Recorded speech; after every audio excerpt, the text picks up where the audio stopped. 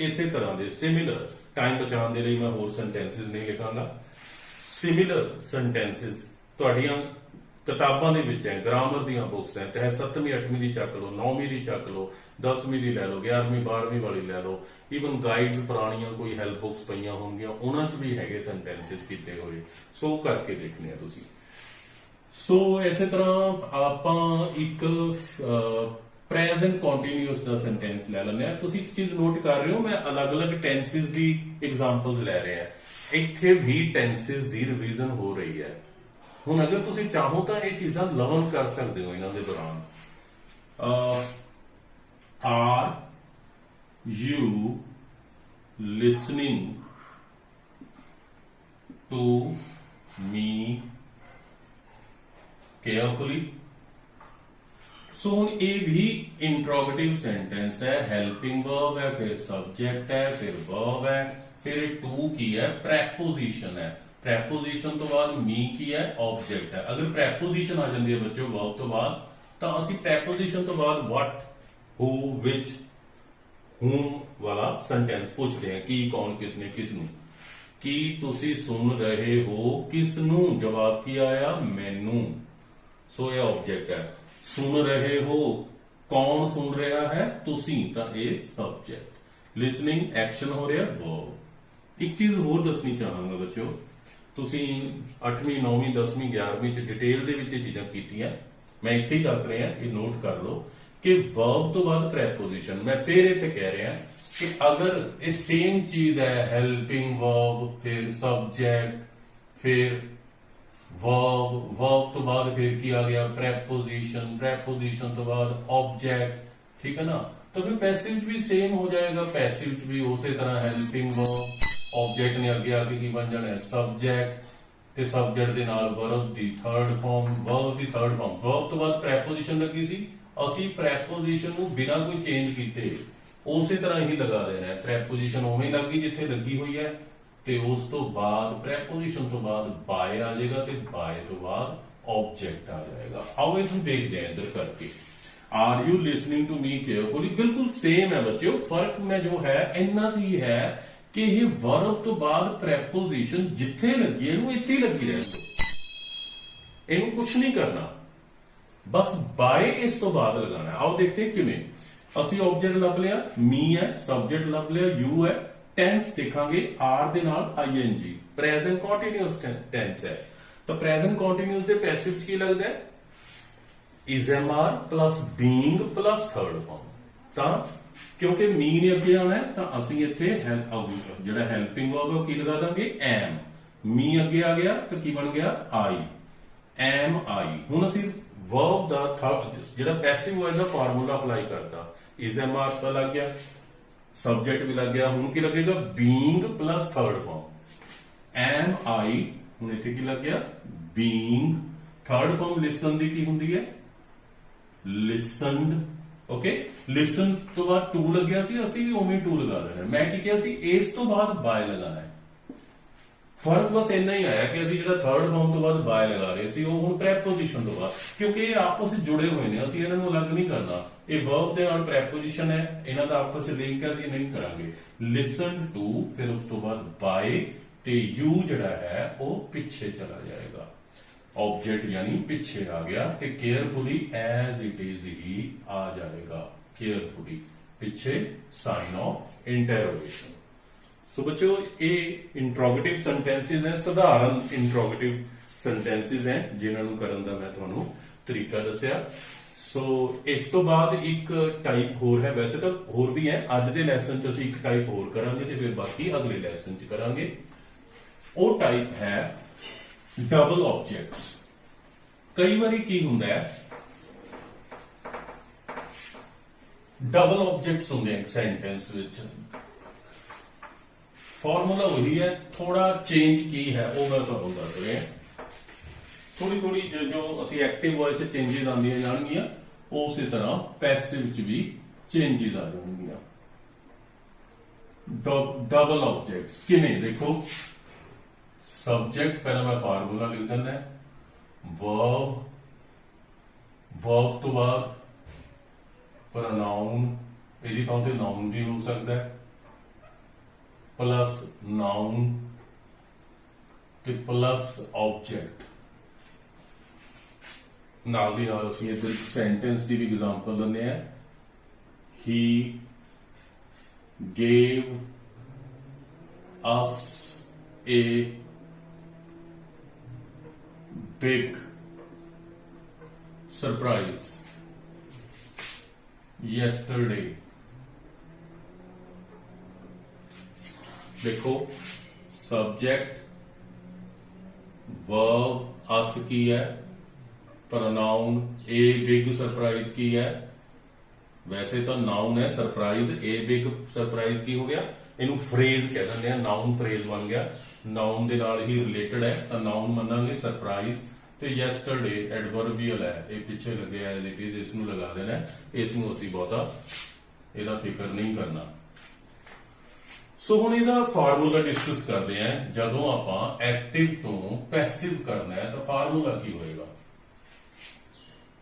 Formula वही है, क्या ऑब्जेक्ट नूं असीं अगे लियावांगे, वो की बन जाएगा सब्जेक्ट, ते सब्जेक्ट तो बाद की है उत्थे लग्या वर्ब, तो असीं नाल हेल्पिंग वर्ब लगावांगे क्योंकि थर्ड फॉर्म कली नहीं आती, कोई भी टेंस के मुताबिक हेल्पिंग वर्ब ते फिर वर्ब दी थर्ड फॉर्म, ते वर्ब दी थर्ड फॉर्म तो बाद बच्चों हुण की है एक ऑब्जेक्ट जिहड़ा पहला है प्रोनाउन, इहनूं आपां नाम दे दिंदे आ ऑब्जेक्ट नंबर 1 ऑब्जेक्ट नंबर 2। हुण किवें पता लगे भी ये दो ऑब्जेक्ट है? आपां ने कहा सी कि वर्ब तो बाद क्वेश्चन पूछना है, स्टार क्वेश्चन पूछना है।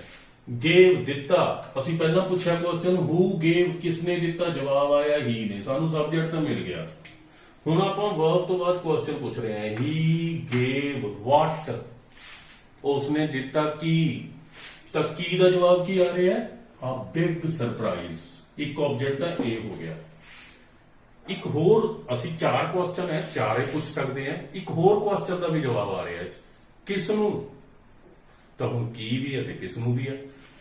उसने दिता एक बड़ा सरप्राइज, किसनू, सानू। सो दो ऑब्जेक्ट, दो बार जवाब आ गया, किसनू, सानू, की, ये big surprise.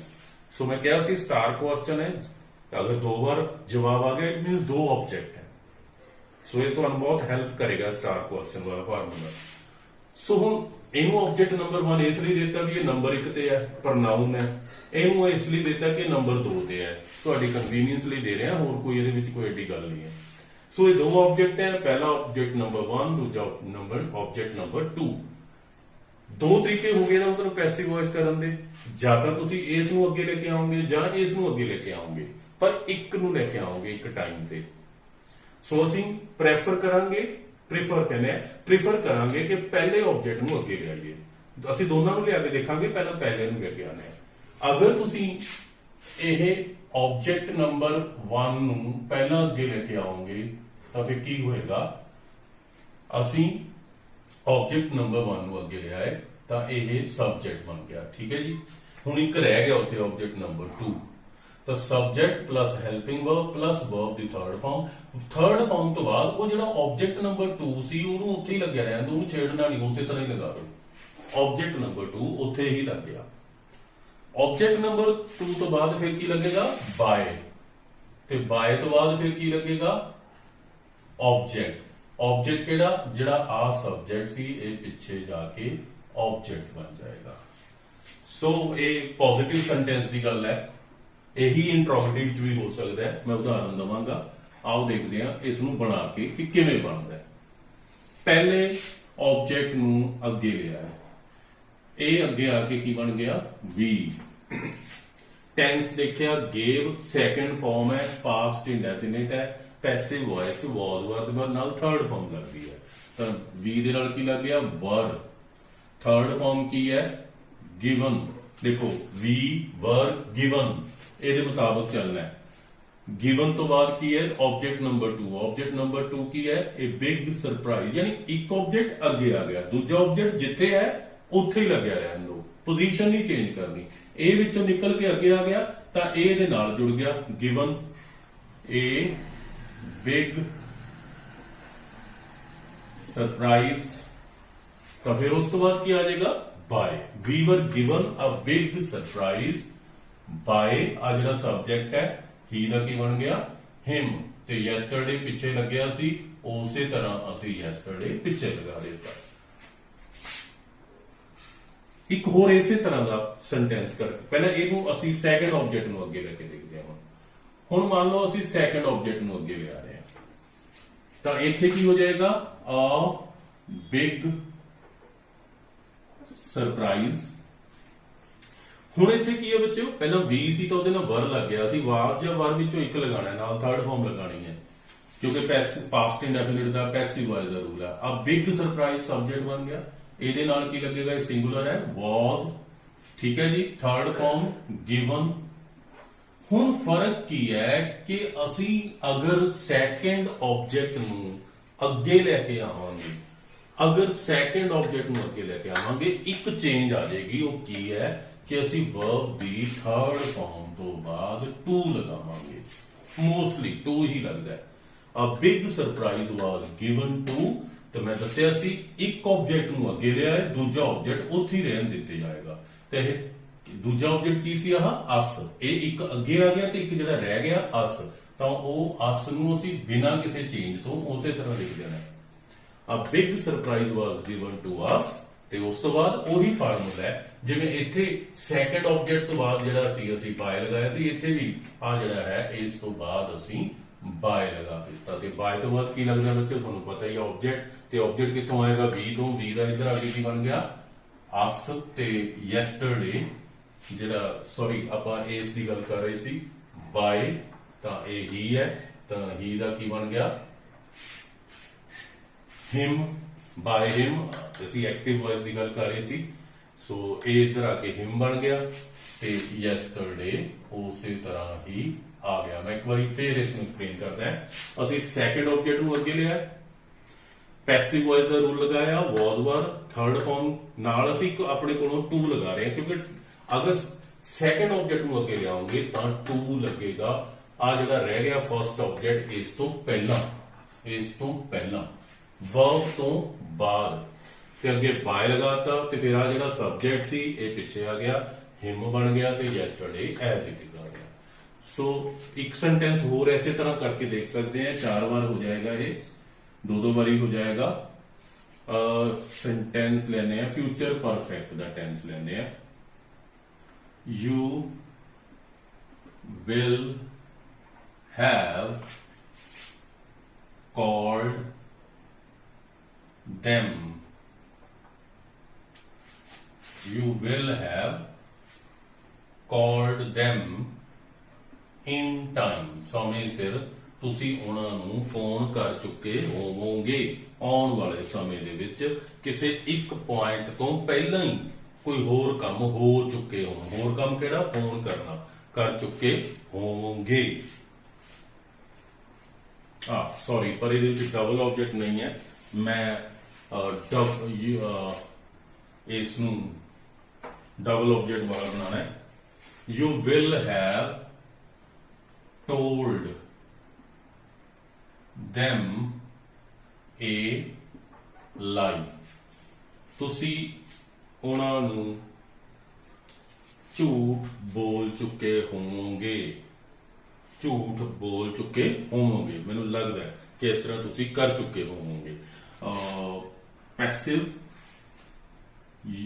you subject will have auxiliary है third form told them की है object ते a लाई भी की है object किवें पता लगता है बच्चों verb तो बाद star question तुसी दस चुके होवोगे की जवाब की आ गया अलाई किसनू उन्हां नूं सो की किसनू ए object number 1 a object number 2 सो जो ਅਸੀਂ ਪੈਸਿਵ ਕਰਾਂਗੇ ਅਗੇਨ them ਨੂੰ ਅੱਗੇ ਲਿਆਵਾਂਗੇ ਤਾਂ ਕੀ ਹੋ ਜਾਏਗਾ ਦੇ ਦੇ ਨਾਲ ਕੀ ਲੱਗ ਜਾਏਗਾ will have future perfect ਤੇ ਪੈਸਿਵ ਕੀ ਲੱਗਦਾ ਹੈ been ਵੀ ਲੱਗਦਾ ਹੈ will shall have been plus third form they will have been third form told ਹੁਣ ਦੇਖੋ ਦੇ ਤਾਂ ਨਿਕਲ ਗਿਆ ਰਹਿ ਕੀ ਗਿਆ a line they will have been told लाई उस तो बाद बाय का जो यू है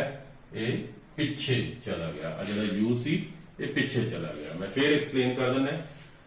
विल हैव थर्ड फॉर्म, बच्चों इसका सेंस कोई बहुत ही वधिया नहीं है, कई बार आप यूज भी नहीं करते हो जिहा सेंटेंस, पर मैं टेंस के रूल की खातर तुहानूं एग्जाम्पल दी है। मैं चाहता सारे टेंसिस एक बार फिर कवर करना voice they which. So subject plus will है प्लस थर्ड फॉर्म, उस तो पिछे दो ऑब्जेक्ट है, एक प्रनाउन है दैम, एक नाउन है लाई। हुण इत्थे चिल्ड्रन भी हो सकता सी, मतलब नाउन भी हो सकता सी। ओके चलो खैर, ये पहला ऑब्जेक्ट, ये दूजा ऑब्जेक्ट, पहले ऑब्जेक्ट नूं अगे लिआंदा दे आ गया इत्थे।